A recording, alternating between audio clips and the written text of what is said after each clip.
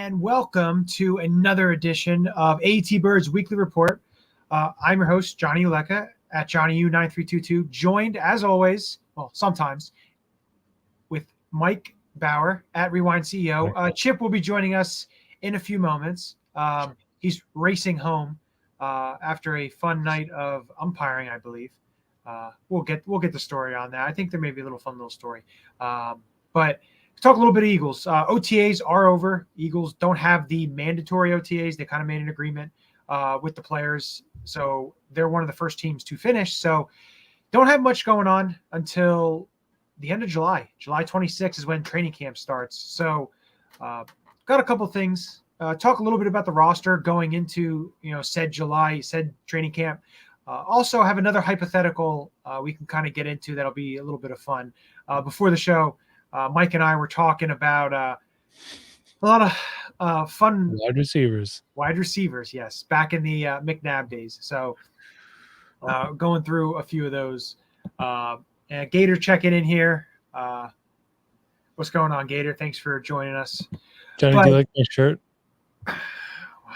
Yeah, I wore it just for you. It's great.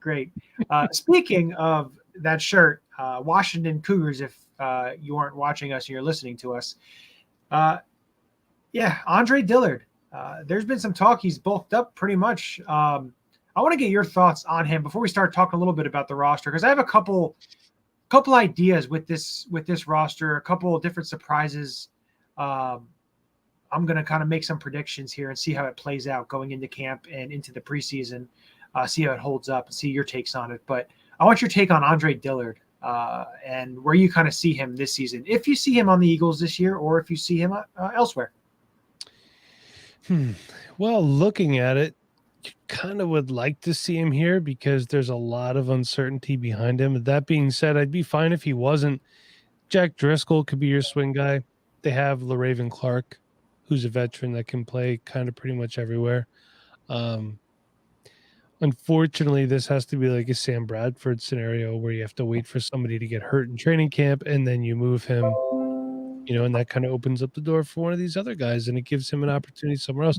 The fact of the matter is Andre Dillard isn't going to play here unless we need him to. I think with the level of play you get out of Andre Dillard, there's other guys on the roster that could do that for a lot less money. So how he needs to capitalize, and I'm surprised that, there's actually a couple guys on this roster that I'm surprised are still on the roster that in this post-draft. Andre Dillard was one of them. Gardner Minshew was another. I really figured those two guys would have gotten traded during the draft.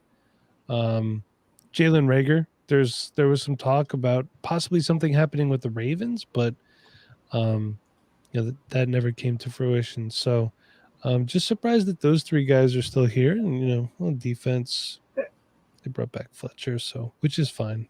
Fletcher should be here. That's a good topic you bring up, and talking about some guys on the roster that potentially being traded away, being let go, whether that may be, Jalen Reagor has to be traded. You're not going to just release him because you're not going to eat money to just let him go. I understand people's feelings and the production aspect with him, but you just can't do that if you're going to be eating money. It's just not sensible. The other thing with, post June 1st now, the salaries, the dead money gets cut into 2 seasons. So you could see a guy like Andre Dillard. You could see a guy like Isaac Seumalo, Gardner Minshew, guys like that. I think Seumalo stays, though. If he's healthy, like I said, I don't know, just because if he stays, he's got to be the starter. And I think he is. I heard he's running with the ones at right guard right now. But if you look at what they have, I mean, Cam Jurgens, I don't think he's a guard. Obviously, they're bringing him in to be the next center.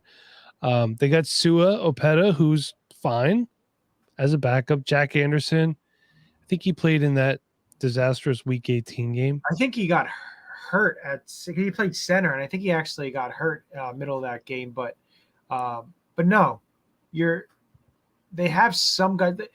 The thing about it is, I don't want to be paying Isaac Seumalo over $5 million to be a backup. I just don't find that to make much sense at all. Oh, I think he's either starting or he's not here. Exactly. Unless it's like his rookie year where remember he started and he didn't do well and then Wiz came in, they benched him.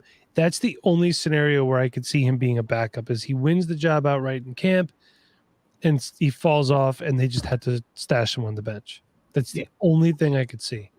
And the other thing is, I think a lot of people do know about it, but this year with the practice squad, the last couple of years you had veterans that are allowed on the practice squad, which is still in effect. Not saying St. Malo on the practice squad. I'm just saying in terms of some of those guys that you mentioned, those backup guys landing on the practice squad, because you have 12 spots there to be able to, keep some of these guys, whether it's a LaRaven Clark, whether it's a Jack Anderson, a Coyote Awasika, guys like that you want to keep on the roster. But there's a lot of things going on with this roster. And people always want to point to the safety position. I understand that. We know that. It's been talked ad nauseum. But you're really throwing the big words out here today. I heard big words and I decided to come in. The teacher has joined us. So we're talking a little bit about the roster. But I did say that you were joining us a little bit late. Do you want to say why you're joining us late?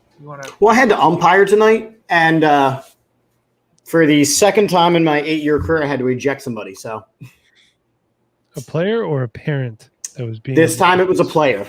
A kid, guys. Interesting. Yeah, you can't scream "shut the fuck up" on a baseball field and not get tossed from a game.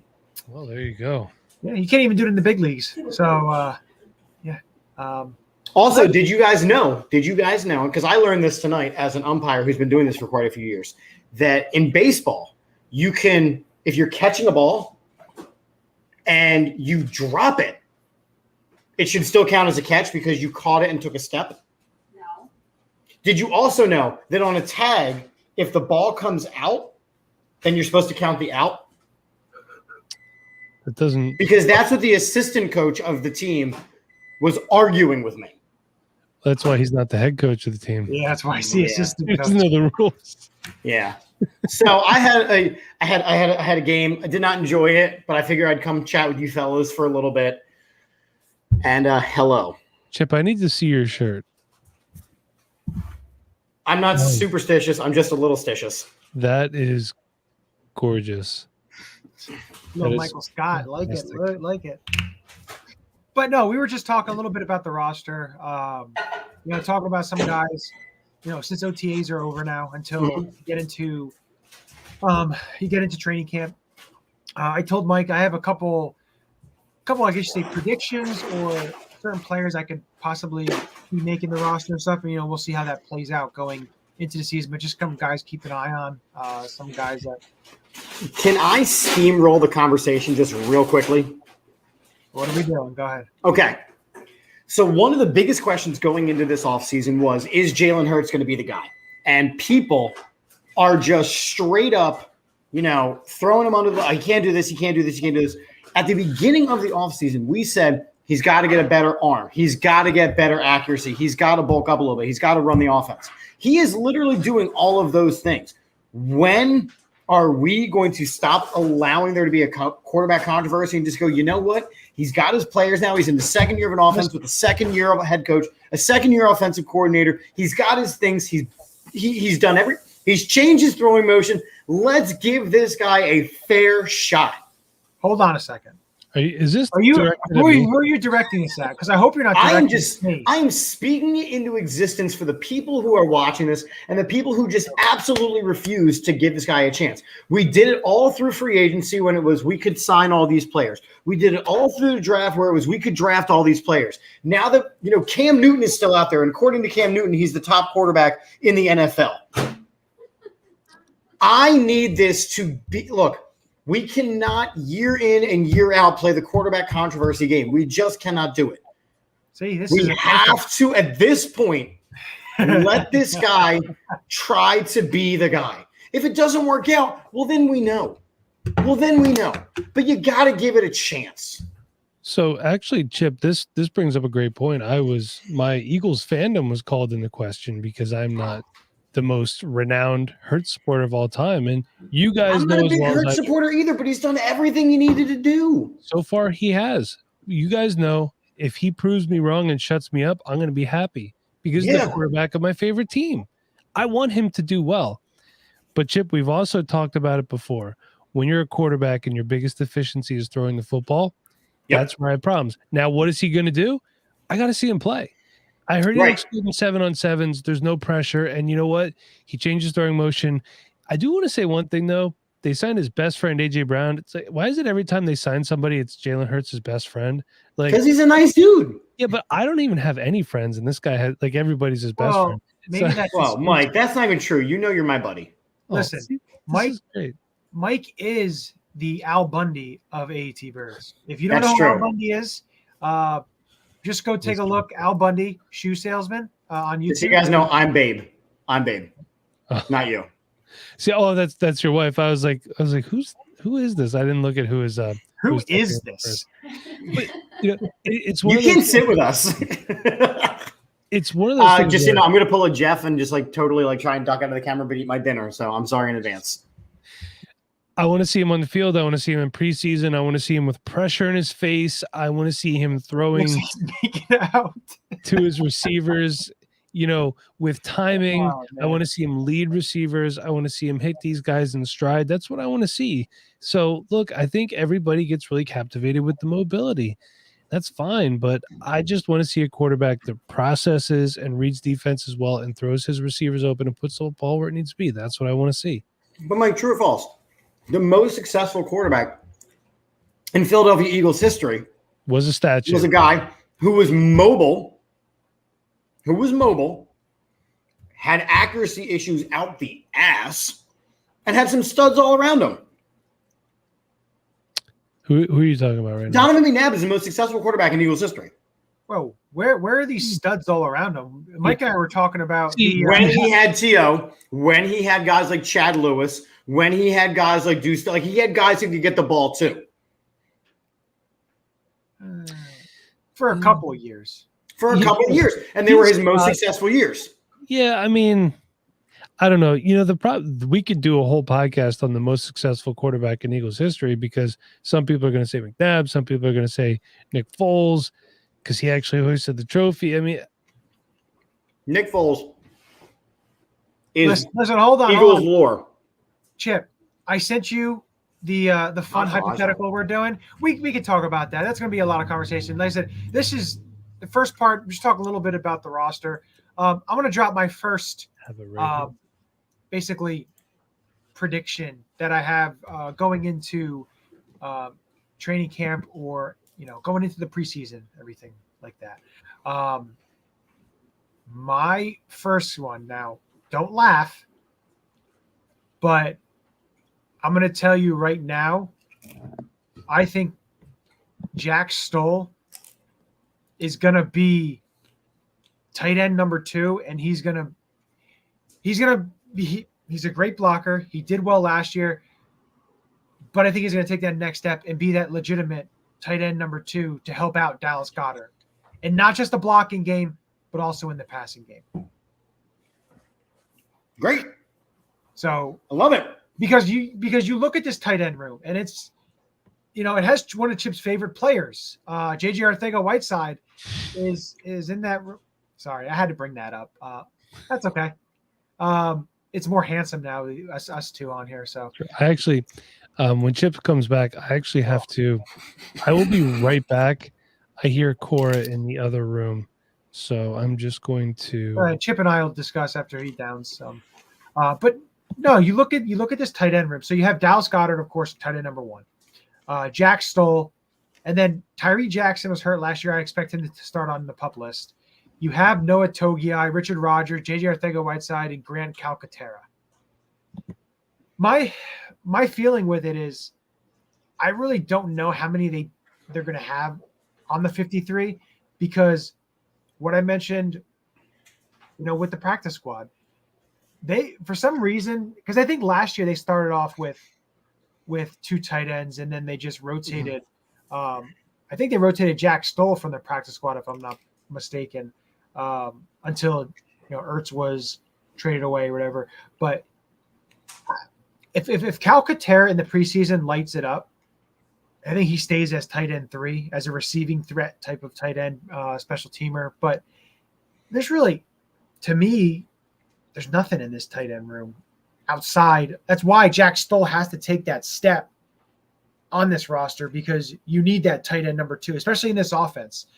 Dallas Goedert can't be the blocking tight end all the time, because you want him to go out on routes. He's so dynamic. He's a safety net for a quarterback who is quick to release the ball. Plus, he's great after the catch. Here's the thing. For me, these tight ends, it's house money. Like, you have Dallas Goedert, you paid him a big amount of money. Like, you expect him to be what you expect him to be. If you get any production from any of the other ones, it's great, because you are so loaded in the wide receiver room. Your offensive line is the best it has been in years. Your running backs, if Miles Sanders can stay healthy and the other guys can do what they need to do, the only question mark is Jalen Hurts, and can he get the ball to all of these weapons wide receiver? I mean, think about it. We make fun of Jalen Reagor a lot. We bash on Jalen Reagor a lot. But when a former first-round pick is your 6th best wide receiver, that says something about your wide receiver room. Yeah, because they're even saying that, Zach Pascal, a sure-handed receiver, can block, big, thick slot type of receiver. They have options. And it's funny because this afternoon on my way home from work, I was listening to Jim Miller and Pat Kerwin on NFL satellite radio, and they were doing the NFC East. They were doing the receivers. They were grading out the receiver rooms, and they at a 20 points. So they do it in like a points frame. Okay. 20 out of 20 points. Dallas was 15 points out of 20. The Giants were 13 out of 20. Washington, I turned it off when they started talking about Washington, because I figured they weren't going to be any higher than Dallas or anything like that. But he had the Eagles at 8. They had the Eagles at 18. 18 points. And you look at it, AJ, and you have all these guys. We talked Quez Watkins, Zach Pascal, and then you said Jalen Reagor, who your first-round pick a couple of years ago, is right now your 6th receiver. And it just shows you, unfortunately, they had to go a little bit, jump through some hoops to build up this receiver room, maybe more than some fans would have liked it, depending on what they had to give up, what they had to do, and what they had to skip and miss and, not draft. But again, they're here now. And like you said, they've got the weapons. And that's my thing. Like, you look at this roster, and compared to where they were last year, I've said this so many times. I judge an offseason by, are they better than when they started the offseason? The answer is unquestionably yes. And the only weaknesses that I see this team having are question marks at quarterback,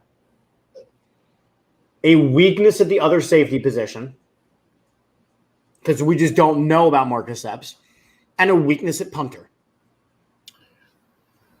Besides that, this team has put players in each of those positions, all the other positions, that can succeed. Your coaching staff, the fact that you're bringing back the coaching staff, you now have a second year of the system.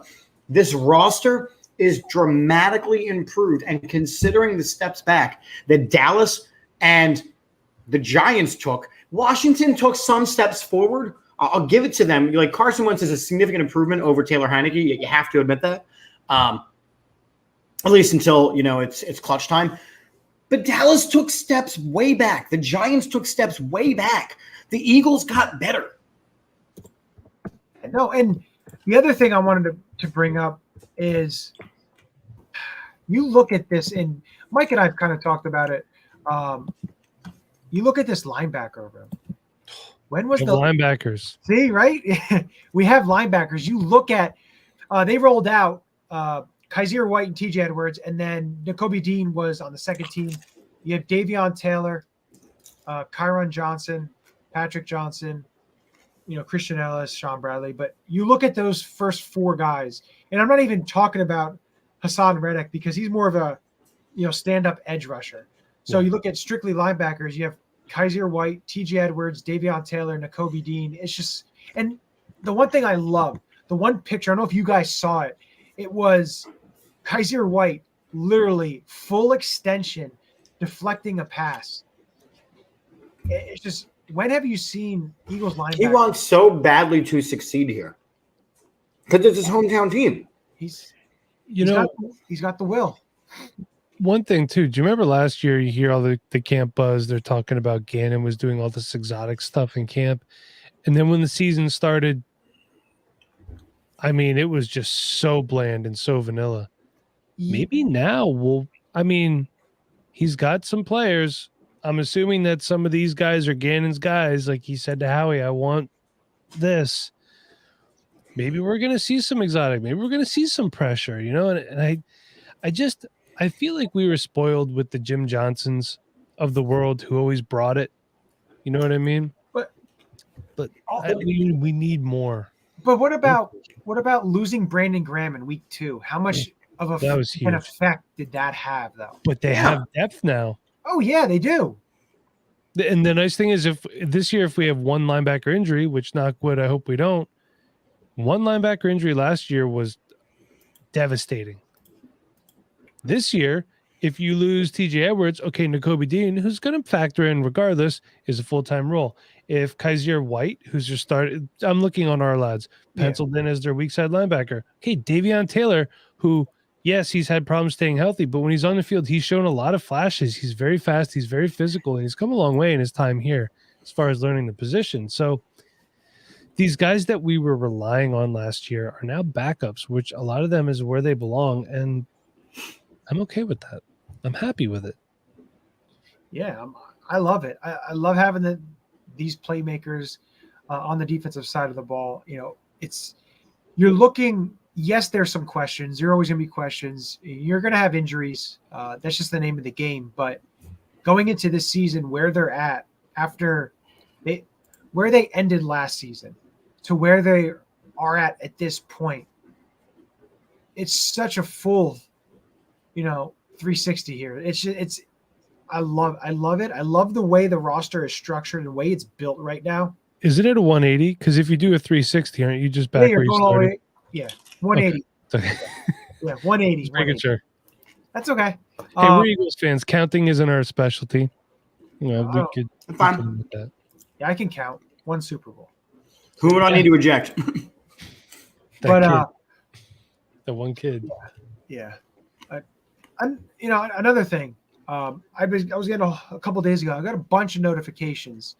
I guess a Trevon Diggs tweet that I had about a month ago apparently resurfaced on Cowboys Twitter and had a whole bunch of people basically quote tweeting and responding to it again. They're just not very bright. He had a lot of interceptions last year, but didn't he get torched a lot too? It doesn't matter. He had 11 interceptions, and it's just what it is. And he's great. He's wonderful. I have this argument every day at work with a Cowboys fan who is also a Yankees fan, who's also a Michigan football fan. So it's pretty bad. He must have been devastated when the Lakers were out of the playoffs too. Probably. But he did mention to me, he did tell me that Anthony Brown is a top 10 cornerback. So if you guys didn't know that, you do now. So there's your tidbit of the Dallas Cowboys fan and how they know very little. But he can't even defend his own baby mama at this point. He can't. But too soon. We got some really good comments coming in from Gator real quick. Get him up there. Does AJB hurt Dallas Goedert? I feel like he does. Well, let's put this in perspective. Gator's probably asking from a fantasy standpoint. He is on our Patreon. So, okay. Well, what hurts? Yeah. I mean, essentially, yeah, he's another weapon. So I don't know. I don't know if he does for me because it prevents all the times that Jalen Hurts has to tuck and run. I think it hurts Jalen Hurts' rushing numbers, which I'm fine with. I don't like Hurts running around and getting smacked, man. You want your quarterback to stay upright in the pocket. That's what I want. I don't want him to be dirty at the end of the game. I don't want to see any grass stains on my quarterback. I want the line to keep him clean. I don't want to run around. The only thing I want is to him be sweaty, but not dirty. That's it. Keep the QB clean. Exactly. You know, we went through it with Michael Vick. Michael Vick was so dynamic and everything, and yeah, he had a better arm and everything there, but he ran it, and a lot of injuries. You know, you don't want to expose your quarterback out there, man. What? He had one of the best arms out there. Oh man. my God! Just look at the wrist. Hey, you know, one thing. Going back to Hurts real quick, one thing that surprised me about him is you're talking about a guy who doesn't have a cannon. I didn't think his intermediate game was that good last year either. Maybe that was the throwing motion. He was jumpy. Yeah, maybe that was the throwing motion. You know what I mean? So I'm hoping that the throwing, because for a young quarterback, the middle of the field, Dallas Goedert, should have that connection. AJ Brown, I heard they're going to run him out of the slot a bunch, which would be great. Try covering him in the slot. Then you got Quez on the outside. Exactly. I was just about to say that. So, yeah. But the other thing is with last year, Jalen Hurts was jumpy because he also didn't have guys that he could trust to throw the ball to. How many times did Jalen Reagor drop a pass or not get open at all? How many times did J.J. Arcega-Whiteside not even register a statistic? How many bad drops did Dallas Goedert have? I will not take any J.J. slander here. Fine, but it's there. Just kidding. And I think that Nick Sirianni in year 2 now has some of his guys, and Nick Sirianni being such a student of the game and a former wide receiver himself, that's where you're going to see a focus. So I actually think, going back to the original question, I feel like you're going to see an increase in Dallas Goedert's numbers because now he's going in being the guy. He knows that Jalen Hurts needs him. He knows that, he's got to have big numbers. He got his contract. He's got to have big numbers. I think what's going to hurt Dallas Goedert more is if a player like Jack Stoll either gets injured or isn't stepped up, because if you're going to have Dallas Goedert in the block a lot more, it's going to affect him in terms of his targets, in terms of his catches and yards and touchdowns. So, but remember, you also have an offensive line right now that is stronger than it's been in quite a few years. I think we were ranked as the number 1 or 2 preseason offensive line. I don't know how we couldn't be number 1. Between your end caps being the best left and right tackle in football, your center being the best center in football, and the guards both coming along. I think, the way that I look at that, though, I wouldn't say they're the best left and right tackle. There's a couple really good left tackles in this league and right tackles in this league, but combination, it's up there. Even from a statistic standpoint. Mike's got it. Has us ranked as number 1 and the Browns are number 2. Lane Johnson didn't let anybody touch a quarterback this year. Jordan Mailata is an athletic monster who is only going to get better the more he learns the position. Yeah, he's only, I think 24, which is crazy. Yeah. Absolutely crazy to think The about. Cowboys are 6th, by the way. I think that's a little strong there. That's a little strong. Like I said, we'll get into talking about the division and how they stack up, especially in the coming month or so until training camp, and just with some content there. But Chip, I sent you the hypothetical. I want to get into that. So I posted a second hypothetical question, and to kind of wrap up the show here, but talk a little bit about it because I think it's another fun thing to discuss. So here we go. So what scenario would you choose? So we look at here, Buddy meaning in Buddy Ryan, invests in the O-line.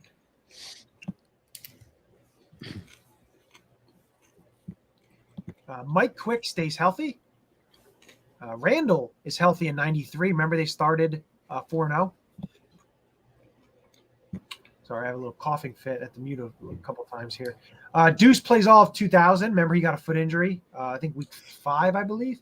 And they had to roll out Darnell Autry, Chris Warren, Stanley Pritchett, Brian Mitchell, those type of running backs. Andy Reid surrounds McNabb with playmakers. Tio gets the pay raise, and he doesn't leave. Shady, Deshaun Jackson, Jeremy Maclin stay together. Eagles pick Foles over Wentz, and the Eagles draft Justin Jefferson. Mike, go ahead. You could talk about a couple, but go right ahead. I can run this down real quick for you. So wasn't up to Buddy to invest in the O-line. That was the guy in France, Bottom Line Bremen. He called him Bottom Line Bremen for a reason, so that wasn't going to happen. Mike Quick stays healthy is a possibility. We'll come back to that. Randall healthy in 93. Maybe. Deuce plays all of 2000 is a moot point. I don't think they would have won the Super Bowl anyway. Reed surrounding McNabb with playmakers would have been great because they waited till the end of his career to do it. T gets a pay raise and doesn't leave. I feel like something would have happened eventually, which would have made him unhappy, and it would have flamed out eventually anyway. Shady D-Jax and Macklin stay together. That's the one that really interests me. The Eagles were never going to pick Foles over Wentz, and I do think that if the Eagles would have drafted Justin Jefferson, there's a possibility that Carson Wentz is still the quarterback today. I really do. He has somebody better to throw to. But Mike Quick staying healthy is interesting. Randall healthy, a little interesting to me. I'm going to go with Shady D-Jax and Macklin staying together. Macklin bolted after, I think it was 2013, hit 1,000 yards. He bounced. I would have loved, honestly, to see another year or two of Andy Reid. The problem is when Andy Reid got personnel control, he made a lot of bad choices. Remember bringing in Jim Washburn, bringing in Howard Mudd. He just kind of is making Juan Castillo the defensive coordinators. Remember they fired Sean McDermott. These are decisions that Howie Roseman probably wouldn't have made, to be completely honest. There's an alternate universe where Michael Vick leads the Philadelphia Eagles to a Super Bowl with those guys at the core, and Andy Reid is the head coach. And I think with another year or two, it definitely could have happened. So that's the one I'm going with. But there's some other interesting scenarios here, to be honest with you. And you know what? Shame on the Philadelphia Eagles, because it's happened not once, it's happened twice. Reid surrounds McNabb with playmakers. You have a franchise quarterback that you drafted number 2 overall. There shouldn't be a question of why does he have no one to throw to. Much like Carson Wentz after the Super Bowl year, throwing to guys that they're dragging off the street. Stop doing your franchise quarterbacks dirty. Stop. You draft the guy 2nd overall, give him people to throw to. Now, did Andy Reid right his wrong when he left? Because look, they get they had Alex Smith, but then they get Patrick Mahomes. Who is Patrick Mahomes surrounded by? He's got Travis Kelce. He gets Tyreek Hill. He has these guys that he's able to have playmakers and speed. And it's funny because I don't care if he rights his wrong in Kansas City. What does that do for me? I'm just saying, if you look at the ending of what he had here, the playmakers he had already installed in this offense, to then what he built in Kansas City, it's eerily similar. Yeah, you could say that. Still, he shouldn't have been given player control, because we see what happens when a coach has too much control. Happened with Andy, it fell apart. It happened with Chip, not our Chip, but the other Chip, and that fell apart. So, I do think that there should be some parity. Coach, the owner, the GM, they should all be working together, because we're not working against each other. This is a team. We're working with each other, right? Everybody wants the same goal. They want to win. They want to be successful. They shouldn't compartmentalize everything, but one person shouldn't have too much power either. So that's the one I'm going with. That one and Eagles draft Jefferson are interesting to me. But if you remember 2005, if T.O. would have gotten the pay raise, that season just turned into a disaster real quick. It doesn't matter if T.O. is the highest paid wide receiver in the NFL with Mike McMahon throwing him the ball. It just doesn't matter. Mm-hmm. Listen, the other thing, if you think about it too, you look at, the Randall healthy in 93. They started out 4-0. But they also lost, I believe, Byron Evans in that game as well against the Jets. And I believe Fred Barnett, didn't he get hurt as well? I don't remember. I was 8. But that year, after the fact, you had lost Reggie White the year before. Then the next year, Randall gets hurt and those guys get hurt. 94, Seth Joyner's no longer there. Clyde Simmons no longer there. Andre Waters, I think it was his last season there. Eric Allen had left. Basically, the whole team of what you were prior was gone. So that one I wouldn't pick just because of, the effects afterwards. Mike Quick staying healthy. The Cowboys went 12-4 in 1993 as well. So yeah, for me, Mike Quick staying healthy, Hall of Fame caliber receiver to be able to have, because remember, he was hurt the last 3 or 4 years of his career when Randall was starting to really come into his own. So you think about that, having a healthy Mike Quick in those years in 88, 89 for Randall. That's another thing that's fun to think about. I like the Reed surrounding McNabb with playmakers. The one I would like to see, just because I'd like to see the way it would played out, is Eagles pick Foles over Wentz. It's just, now, don't get me wrong, Foles had his issues then in Jacksonville, got hurt and everything. We know the story with Nick Foles starting for the Eagles. We saw it in 2013 when he came in for Vic, and then 2014 he gets hurt his collarbone midseason, whatever after that. But it would be fun because of how that season ended in 2018 to then 2019, how it would have been if they would have picked Foles over Wentz and whatever that may be. But I think that would be an interesting one.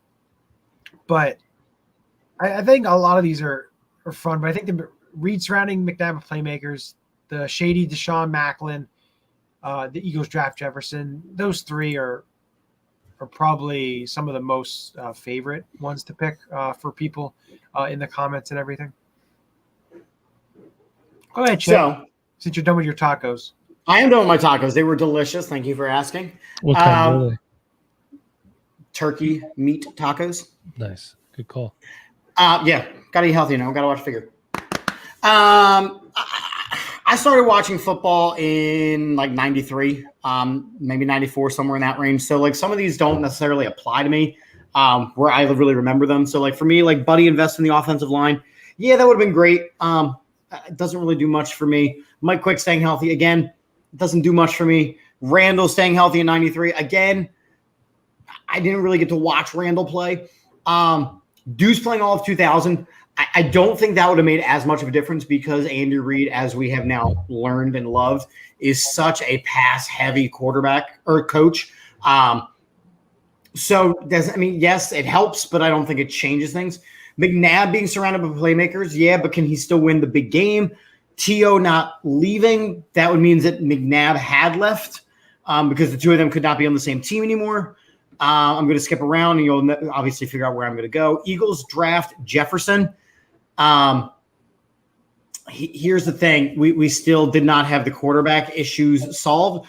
Peterson was still a bad head coach here. I think he's being successful because he's put into a system that's successful. Yes, he's still better than Jalen Reagor, but I don't know if he finds the level of success that he has had if he plays here. And Foles over Wentz, Foles is going to go down as being absolute folklore in Philadelphia. The guy who came in and saved a Super Bowl run. The guy who was one drop away from, doing it again. But as far as a full season, he had the one really great year. But besides that, it wasn't enough to unseat a first-round draft pick, a franchise quarterback. Now, hindsight, obviously, yeah, but great. I think the one that you have to really keep in mind is shady Deshaun Jackson and Jeremy Maclin staying together because you had Michael Vick there. Shady McCoy is going to be one of, if not the greatest running back in Eagles history. Deshaun Jackson's going to be a Hall of Famer. Jeremy Maclin was an incredible number 2. They got split up before their time. And you even if you give Chip Kelly another year as an offensive-minded coach, those are all players. But he wanted his guys, and he blew up a nucleus of a team that could have won. Yeah. So for me, it's the shady Deshaun Jackson and Maclin. And I think that seems to be, judging by the comments, what a lot of people would agree with. Yeah, I think, a lot of people, they like that. You look at that trio, and how unfortunately it was split up and everything. But you talked about Foles real quick. You talked about Foles and like the folklore. What happens if another Eagles quarterback wins a Super Bowl? He'll still be the first. Then He'll still be the everyone's first. happy. No. I'm just saying, like, because a lot of people like to peg and point out when you ask about who's the greatest quarterback in Eagles history, you get a lot of people that say Foles because he won the big game. Well, it's the same reason why people say Jaworski, because he got them to a Super Bowl. Norm Van Brocklin, he won. If you look at the best quarterback in Eagles history, it's got to be McNabb because he played at that high level for all of those years. Yes, he never won the big game, but statistically, win-wise, Tommy Thompson. being synonymous with the Eagles during their big run. I mean, Donovan McNabb is, as of right now, the greatest quarterback in Eagles history. Listen here. Here's another fun one, Chip. So I looked a little bit into it. GMs in Eagles history. So All general right. managers, people who personnel control. Andy Reid has the most wins at 114 wins as a GM, as calling. In the first 2 years, he was not. It was Tom Modrak. He was not until 2001. And he went all the way up until 2012. And then if you look, the second and I think third is Howie Roseman.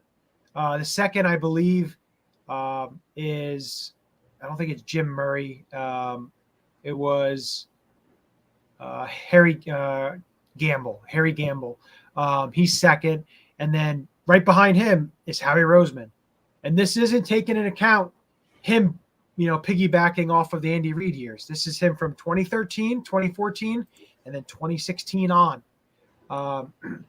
If he has, I think he's about 18 or 19 wins from being number one in Eagles history. I just think it's a funny stat to think about because if you really look at it, he gets a lot of heat. Some of it is warranted. Some of it may be a little bit overblown, but he's almost at that position of being most wins ever as an Eagles GM. And there's been a lot of pretty good GMs in Eagles history. A few GMs that have won championships, NFL championships. They weren't called Super Bowls then, but it's just funny that next year he'll be number two. He's only a few wins from Harry Gamble, I believe, but he'll be number two, right behind Andy Reid. But it just shows you look at that period, this period of time, last 20, 25 years of Eagles football. It's been unprecedented as far as the levels of success that we have.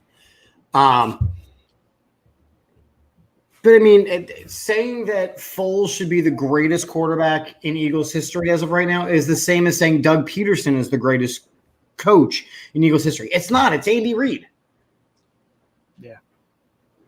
I do want to say, we're talking about the greatest quarterback in Eagles history. If you research the Duffel Bag dynasty from 1947 to 1949, Tommy Thompson, 3 NFL championship appearances, 5,372 yards, 57 touchdowns to 37 interceptions. It's a lot of passing yards. In the common era, PP host, there's a lot of in the Super Bowl era. We'll put a little asterisk next to the research that you did in a library somewhere with a book. Those are those things with the binding and the pages. I just did it now. It's easy. It's Gardner Minshew. Oh my God! You would. I'll see myself out. Good night, everybody. And that's the point that I went on the tirade earlier, where we have to allow. Was that the Jalen tirade Hurts during the umpiring, or was that after you got in the car and tirade and then came here? No, on the air when I went off about the Jalen Hurts thing and giving the guy a chance. You have to look. Even though Mike is the king grump of us all, General Grumpus, if you will, Al Bundy, General Grumpus, sure. That remains to be seen. I don't know about that. Yeah, I don't think you ever ran for 4 touchdowns, right? Or threw for 4 touchdowns, whatever it is. I'm not as grumpy as everyone thinks. Right. So you have to give What is a book, Gator? A book. You have to give Jalen Hurts a chance. And there's those people who are going, oh, well, give Gardner Minshew a chance. No, he's a backup. Give Carson Strong a chance. Yes. Because those articles came out. Stop it. Give Jalen Hurts an opportunity with the weapons around him, with this team around him, being with a second-year head coach and play caller for the first time in half a decade. Give him an opportunity. And then if he doesn't live up to it, we have pieces in place. We have the draft capital. We can go out and get in a quarterback-heavy draft next year the next guy. But my God, give the dude a shot. Two things. One, the 2023 draft class for quarterbacks isn't as great as people think it is, really top heavy. And B, in 2005, Mike McMahon started 7 games. He was 2-5, 1,158 yards, 5 touchdowns, and 8 interceptions. So backup quarterbacks matter. Also, I think he's They the only do, player as in Eagles- backups. Yes. I think he's the only player in Eagles history to start a game for the team, win that game, and throw for less than 100 yards. I believe that was against the Giants. I like that tidbit, but I also have another fact that I'll say, and then Chip can wrap it all up with the sponsors because it'll be one that we just say, okay. Back to 1948, the Eagles did draft a man named Rex Grossman Sr., the grandfather of the former Bears quarterback Rex Grossman, in the 29th round. Sexy and he Rex. never did play for the Eagles. With that, Chip, that is your useless tidbit of the day. You know what? We may have to come up with that. My useless tidbit of the day. I like that. Oof. I love it. Well, here are our great sponsors. Shout out to all the wonderful people who help out with the All About the Birds podcast, including Statement Games, a fun free twist on fantasy sports. Make sure you are checking them out. Link in the bio. We have some new designs in the AATSportsNetwork.com/shop. So please make sure you are supporting our podcast with our cool designs. Symbol.com, the stock market for sports. Symbol.com. Use promo code AAT Sports when you sign up. We also have Vinny's Pizza and Restaurant located off the Iroquois Trail in the Old Town Shopping Center in Allentown. Vinny'sPizzaPA.com. And right near there is Stuff to the Grills, same shopping center, StuffToTheGrills.com. That's a good show. Quick to the point. And just like a burrito, that's a wrap. That was cute. That was bad. I feel bad for your wife right now. Yeah, she just said, oh my God, from the other room. We heard her. He hears that a lot. Just not in a good way. Bye, guys. As we end every show here on the AAT Sports Network and the AAT Birds Weekly Report, I'm Chip at Chip of the Birds. That's Johnny at JohnnyU9322 and Mike at Rewind CEO. Go Birds. Birds. Go Birds. Go Birds.